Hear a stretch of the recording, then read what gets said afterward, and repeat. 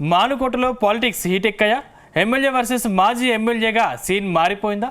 ఇప్పటికే ఇద్దరి మధ్య నివురు గప్పిన నిప్పుల ఉన్న వ్యవహారం సేవాలాల్ మహారాజ్ జయంతి వేడుక సందర్భంగా మళ్ళీ వేడెక్కిందా? ఇద్దరు నేతల సవాళ్లు ప్రతి సవాళ్లతో మానుకోట పాలిటిక్స్ హాట్గా మారిపోయాయా?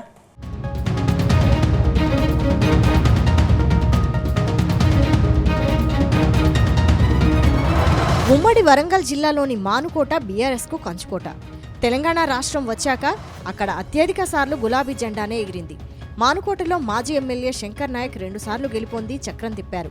కానీ గత అసెంబ్లీ ఎన్నికల్లో కాంగ్రెస్ హవాలో శంకర్ నాయక్ ఓడిపోయారు. అక్కడ కాంగ్రెస్ అభ్యర్థి మురళీ నాయక్ ఎమ్మెల్యేగా గెలిచారు.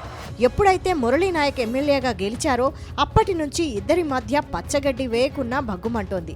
ఇద్దరు నేతలు ఒకే సామాజిక వర్గం అయినప్పటికీ ఆ రాజకీయ వేడి మాత్రం తగ్గడం లేదట. తాజాగా సంత్ సేవాలాల్ జయంతి వేడుక సందర్భంగా ఇద్దరి మధ్య ఆధిపత్య పోరు మరోసారి భగ్గుమంది.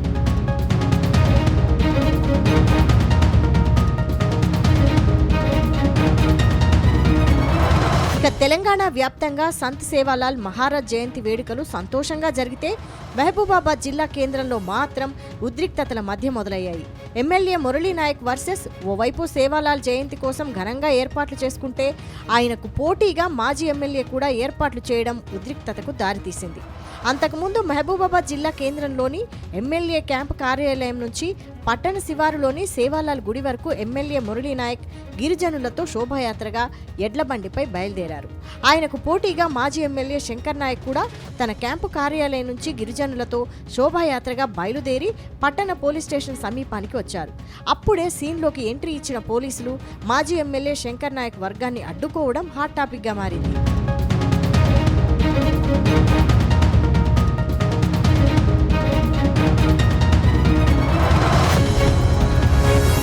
ఇక్కడే వివాదం రాజుకుంది.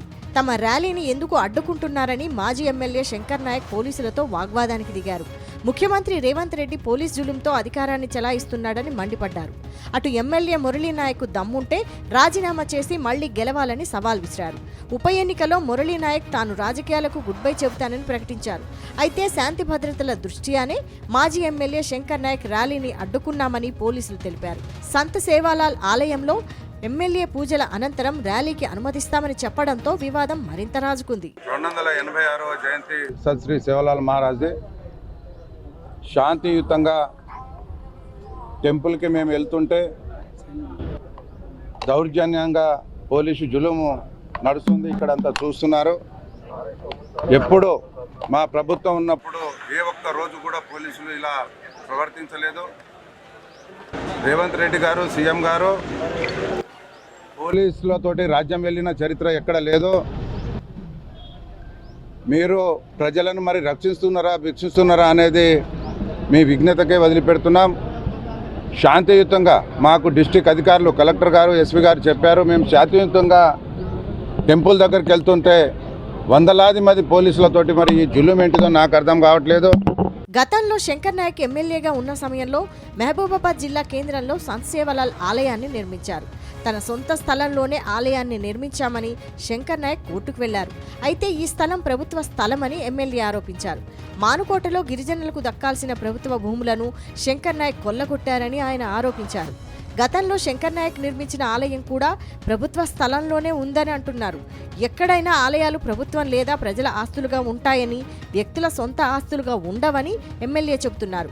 త్వరలోనే ఆలయానికి మరిన్ని హంగులు తీసుకొస్తామని చెప్పుకొచ్చారు. అప్పటి శాసనసభ్యులు ఆ డేటా అంతా తీసి వాస్తవానికి 287 సర్వే నెంబర్ పెట్టుకొని అక్కడ ఉన్నటువంటి 551 సర్వే నెంబర్ ఏదైతే ఉందో మొత్తం జరుపుకొని 34 ఎకరాలు ఆయన పేరు మీద, బిడ్డ పేరు మీద, అదేవిధంగా బినామీల పేరు మీద దాదాపు 34 ఎకరాల 6 గుంటలు ఆయన సొంతంగా చేసుకున్నారు.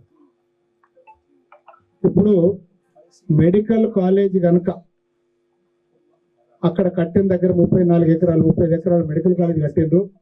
ఇప్పుడు ఉద్యానవనంలో మనం ఇక్కడ హార్టికల్చర్లో ఏదైతే ఉందో మెడికల్ హార్టికల్చర్ కాలేజ్ ఇక్కడ కనుక కట్టకపోతే ఆయన దొంగచాటుగా ఎక్కించుకున్నటువంటి బినామీ పేర్లు ఏదైతే ఉందో 550 ఎకరాలు ఎక్కడ కడతారు అని చెప్పి కుర్రు ముర్రు అనుకుంటూ నిద్ర పట్టక ఇక్కడికి వచ్చి మీ మీద మొత్తం మొత్తంగా గిరిజనుల ఆరాధ్య దైవమైన సంత్ సేవలాల్ జయంతి రోజునే ఇద్దరు నేతలు ఇలా ఆధిపత్య పోరుకు దిగడంతో గిరిజనులు టెన్షన్ పడుతున్నారు. తమ సామాజిక వర్గాన్ని అభివృద్ధి చేయాల్సిన నేతలు ఇప్పుడు గ్రూపులుగా విడిపోయి కొట్లాడుకోవడాన్ని తీవ్రంగా వ్యతిరేకిస్తున్నారు. మొత్తంగా ఈ ఎపిసోడ్కు వారిద్దరే ఎండ్ కార్డ్ వేయాలని కోరుతున్నారు.